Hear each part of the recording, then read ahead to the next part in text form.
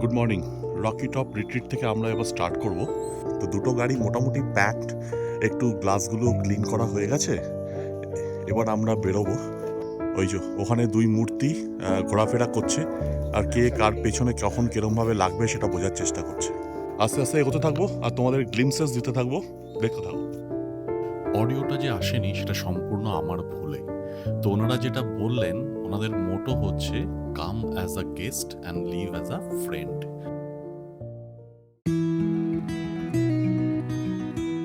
সামালবং এরিয়াটা দিয়ে যাচ্ছে এখন।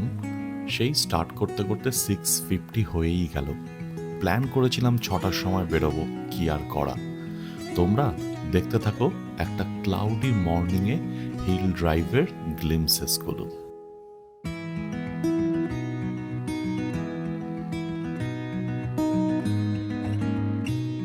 এখন 7:30 আর আমরা পড়ে গেলাম ন্যাশনাল হাইওয়ে 717A-তে। দেখতে থাকো।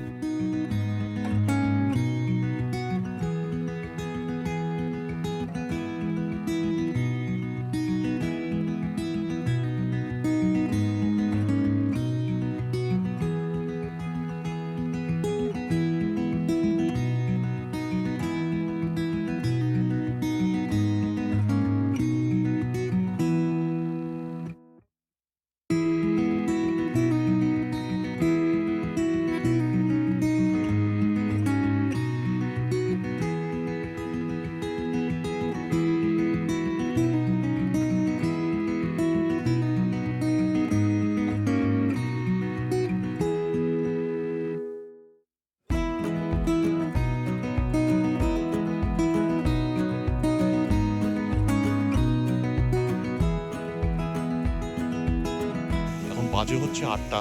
এদিকে দেখো গাড়িটার কি অবস্থা। এই ধুলোর রাস্তায় চালিয়ে চালিয়ে দেখেছো, এই সকালবেলা ধুয়ে টুয়ে বেরোলাম, আর ওদিকটায় দেখো রাস্তাটা, ওই জায়গাগুলো দিয়ে আমরা এলাম। ওই যে ব্রিজটা দেখা যাচ্ছে, ওটা দিয়ে আমরা এলাম। বাগড়াকোটের লুপ ব্রিজটা প্রায় এসেই গেলাম, আর 4-5 কিলোমিটার মতো। তোমাদের তার আগের এই যে কার্ভি রোড, তার গ্লিমসেসগুলো একটু দেখিয়ে দিলাম।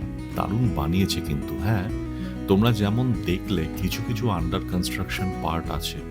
হোপ মানে ওই সব এরিয়ার কাজগুলো খুব তাড়াতাড়ি শেষ হয়ে যাবে। Driving through this is a real pleasure. দেখতে থাকো। এই যে গাড়িটা এখানে দাঁড়িয়ে, অরিন্দমও এসে দাঁড়ালো, আর এইদিকে হচ্ছে বাগড়াকোটের লুপ ব্রিজ। এই যে ঘুরে ঘুরে ঘুরে ঘুরে নামছে, আর ওই দিকে আমার মনে হয় ওটা কি তিস্তা না কি বুঝতে পারছি না। এই যে এখানে এবার আমরা এই লুপ ব্রিজটা থ্রু দিয়েই ড্রাইভ করবো, করে ওদলাবাড়ি যাবো। বাগড়াকোট লুপ ব্রিজটার সম্বন্ধে প্রথম সোশ্যাল মিডিয়া থেকেই জানি। কোনো একটা রিল দেখেছিলাম, দেখে তো দারুণ লেগেছিল। তখন থেকেই মনে মনে একটা ইচ্ছে ছিল, এতবার নর্থ বেঙ্গল আসি, একবার এই লুপ ব্রিজটা দিয়ে যাব না। তো সেটারই সুযোগ খুঁজছিলাম, কিন্তু যেটা বুঝতে পেরেছিলাম যে যদি লাভা, ঋষভ বা লোলেগাঁও এইসব দিকে যাই, অথবা কালিম্পং, তবেই এই দিকটা দিয়ে যাওয়াটা মেক্স সেন্স। আদারওয়াইজ সেই ট্র্যাডিশনাল সেবক বা রোহিণী বা মিরিকের রোড। তো এইবারে প্ল্যানটা ছিল, যখন আমরা গরুবাথান গেছিলাম তখন প্ল্যান ছিল এই লুপ ব্রিজটা দিয়ে গরুবাথান থেকে সিনজি যাব, কিন্তু মাঝখানে প্ল্যানে ঢুকে যায় নোকদারা লেক। তো তখন আমরা ঠিক করলাম যে ফেরার সময় তাহলে মানে যখন সিনজি থেকে কলকাতা ফিরবো তখনই যাব। সেই রকমভাবেই প্ল্যান করে আজকে এসে পড়লাম লুপ ব্রিজে। অরিন্দম একটু আগেই এসে পড়েছিল, তো আমার জন্য ওয়েট করেছিল। আমরা আবার এগোতে থাকলাম লুপ ব্রিজ দিয়ে ওদলাবাড়ির উদ্দেশ্যে। দেখতে থাকলাম।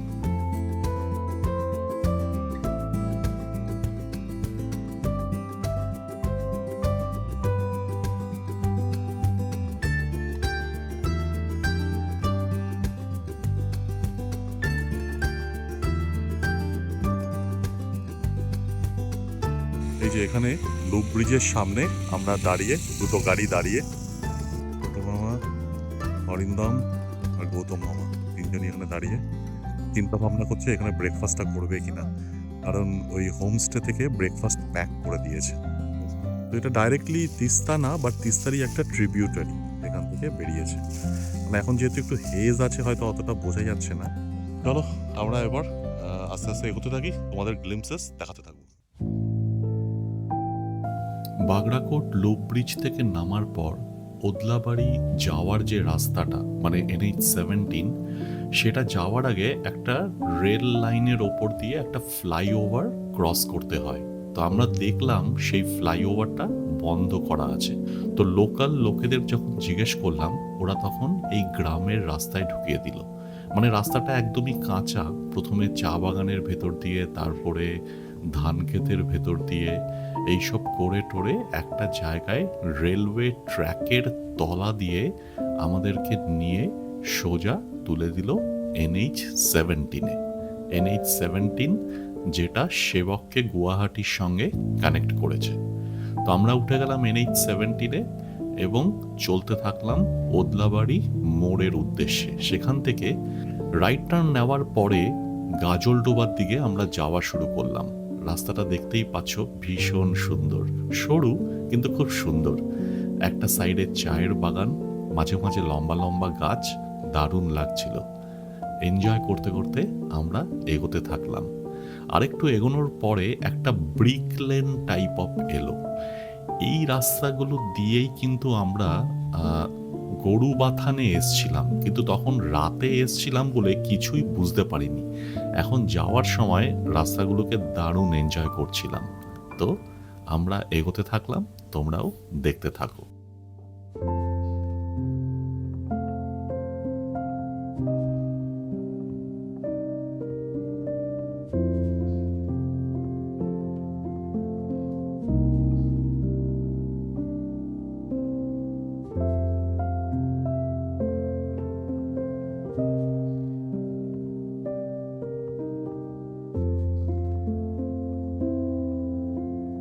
ফেরার সময় গুগল ম্যাপ ওই মহানন্দা ব্যারেজের জঘন্য রাস্তার স্ট্রেচটাকে বাইপাস করে আমাদের ফুলবাড়ি ফ্লাইওভারে তুলে দিল। তো ফুলবাড়ি ফ্লাইওভার থেকে আমরা এই NH-27 মানে শিলিগুড়ি পূর্ণিয়া রোডে মিশতে চলেছি। অবশেষে আমরা ধরে নিলাম NH-27 10:50। দেখতে থাকো।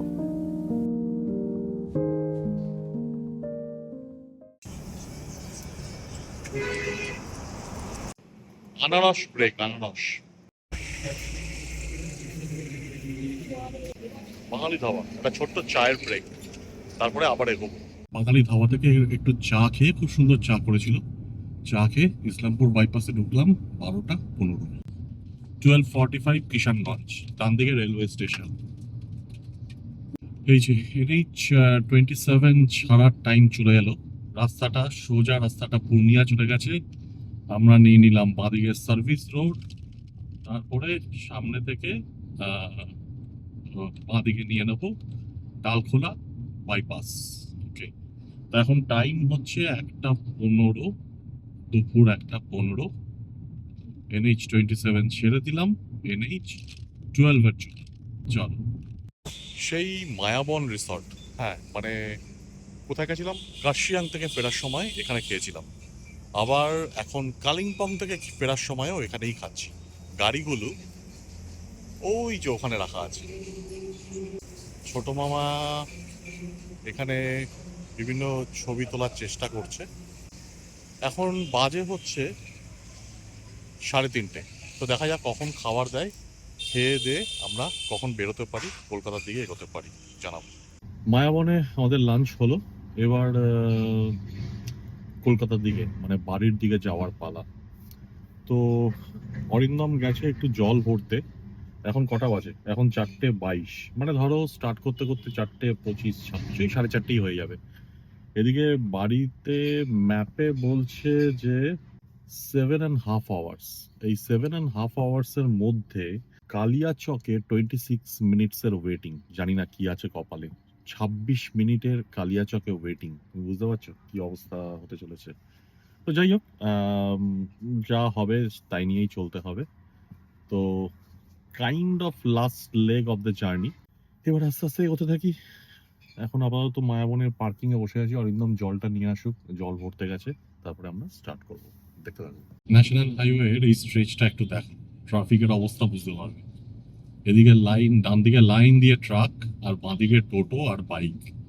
ঠিক আছে, এর মাঝখানে গ্যাপ করে করে তোমাকে সাপ লুডো খেলার মতন এগোতে হবে। এই হচ্ছে অবস্থা। তারপরে তো কালিয়াচক ওয়েট করছে 26 মিনিটের ওয়েটিং দিয়ে। এক্সাইটিং।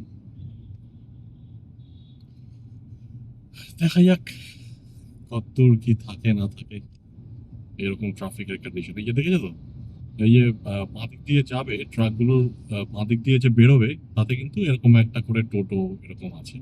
হ্যাঁ, তারা আবার পারলে ওই সেকেন্ড লেনটার মোটামুটি মাঝামাঝি চলে আসে, ওদেরকে হর্ন মেরে মেরে মেরে মেরে তারপরে সরাতে হয়, তারপরে তুমি যেতে পারবে। এর সামনে টোটোটা দেখো, উইদিন লেনের মধ্যে যাচ্ছে। হ্যাঁ, এবার এর পাশে যদি একটা ট্রাক থাকতো, দুটোই কিন্তু সেম স্পিডে যায়, টোটো আর ট্রাক। হ্যাঁ, এবার তুমি ভাবো তুমি কোথা দিয়ে যাবে। এই হচ্ছে NH12 এর গল্প। কালিয়াচকের লাইন তোমরা দেখে নাও, এখন +22 মিনিট দেখাচ্ছে। আমরা প্রথমে ট্রাকের ডান দিক দিয়ে গিয়ে একটা জায়গায় ট্রাকের লাইনের মাঝখানে গ্যাপ পেয়ে আবার এই দিকটাতে বাঁ দিকটাতে এলাম। এখন এই সমস্ত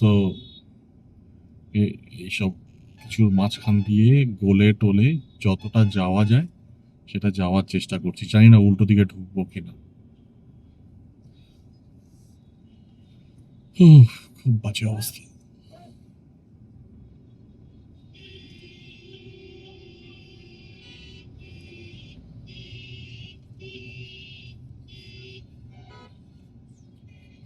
আচ্ছা, উল্টো দিকেই ঢুকে যাচ্ছি।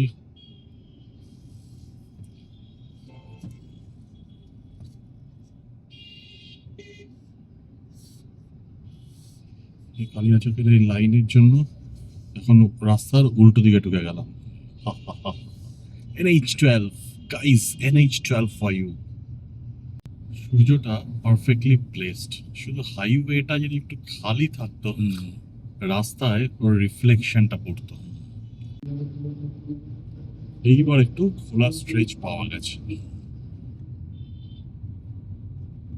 প্রাণ খুলে দেখে নাও। আজকে আবার ফারাক্কায় ওঠার আগে ডাইভারশন না, এটা ওদিকে কোনো একটা রাস্তার কাজ চলছে। আমি জানি না ওই নতুন ব্রিজটার ব্যাপারে কিছু করার চেষ্টা করছে কিনা, কিন্তু এখন দেখছি যে ওই সিগন্যালটা থেকে এই দিকের পার্টটা বোথ সাইড করে দিয়েছে। আর এই যে সামনে এই এই জায়গাটাতে এসে ওই যে বাঁ দিক থেকে নতুন ফারাক্কা ব্রিজের র্যাম্পটা নামছে, আর এখানে আবার এদিকে ঢুকিয়ে দিল। Diversion end. তো বুঝতেই পারছো আমরা ফারাক্কা এসেই গেছি, টাইম হচ্ছে 5টা 10। ট্রেন যাচ্ছে, ট্রেন ট্রেন ট্রেন, ফারাক্কা দিয়ে ট্রেন যাচ্ছে।